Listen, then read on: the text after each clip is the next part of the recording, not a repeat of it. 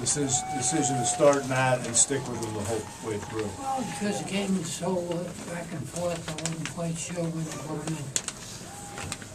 Joe, can you talk about the play of your defense in the second half? Any adjustments that you made? Well, I thought we did a little better job containing, not containing, but in better areas. We were so anxious to get to them. We left some gaps in that line. And the second half, we tried a couple other stunts, and the kids got a little bit more accustomed to the quarterbacks. Northwestern's awfully good offensive football team. Anyway, you twist it, so it takes a while to get used to them. And I think the kids, at halftime, we changed a couple of things, and I thought they did a good job. Wait a minute, did you say the game was so back and forth you didn't know how to get Bolden back in? Is that what you said? No, I didn't say a word. I just said the game was going on like it was going on. I mean, is McGloin the quarterback now? He sure looks like it. No, I don't know who the quarterback. No, there'll be days when Bolden will play, and I don't know. You guys, we won the game.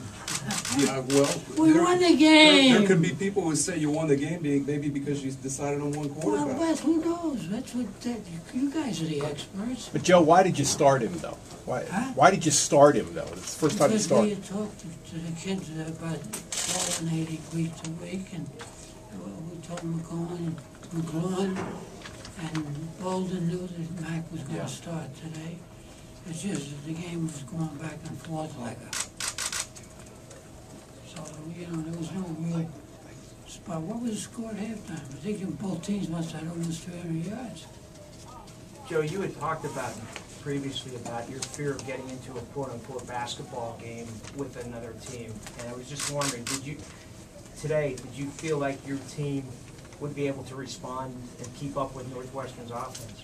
Well, I knew it was going to be a high score.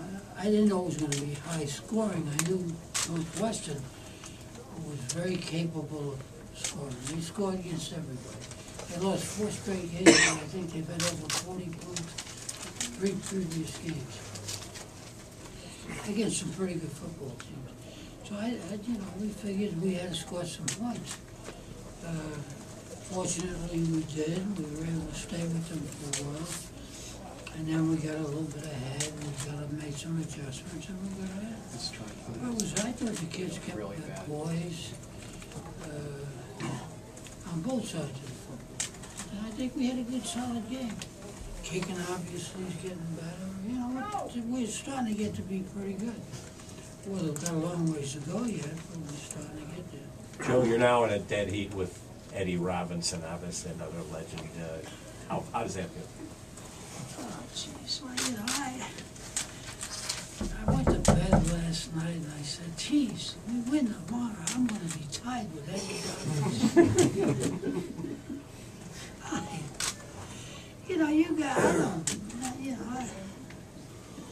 Eddie Robinson, as I said, I think last week, was one of the greatest guys that we've ever had in college coaching.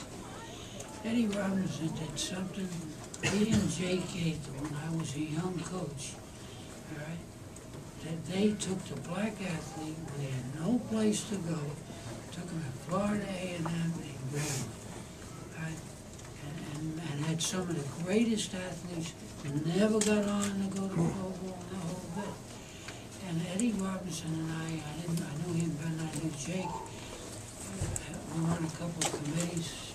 Before a couple of committees down in Washington when they were debating the impact that television was going to have in different schools and all that. And, to be somebody say, hey,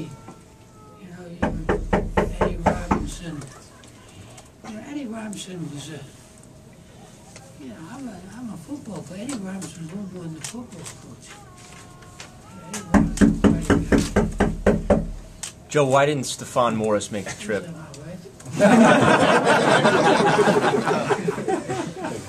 Are you ever getting used to this? I mean, Joe just said a minute ago you were like an 84-year-old rock star. I, I mean, are you used to this? You didn't say 84, that's right. You just said he's a rock star. I didn't say 84. Are you ever getting used to this? I mean, Joe just said a minute ago you were like an 84-year-old rock star. I mean, are you used to this? You didn't say 84, that's right. You just said he's a rock star. you know, This didn't used to be I like don't this. have time to think, thank God I got the staff here. The staff has done a great job.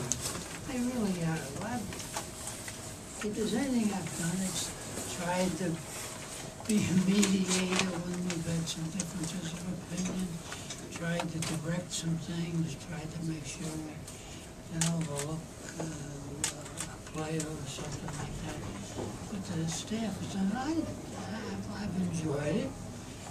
And this has been a fun team to be around.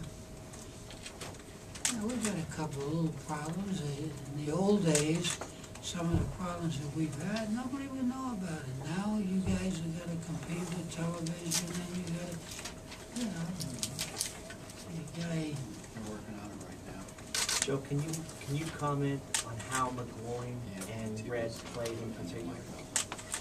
I have to look at the tapes. Who was the other one? McGloin and Silas Red. I think they both got to play pretty well. Okay, thanks, Coach. I think the offensive, hey, the guys up front did a pretty darn good job. All right, and I think the coaches did a good job. They were getting heck, but I thought they did a good job today. Coach, what is Stephon Morris's status?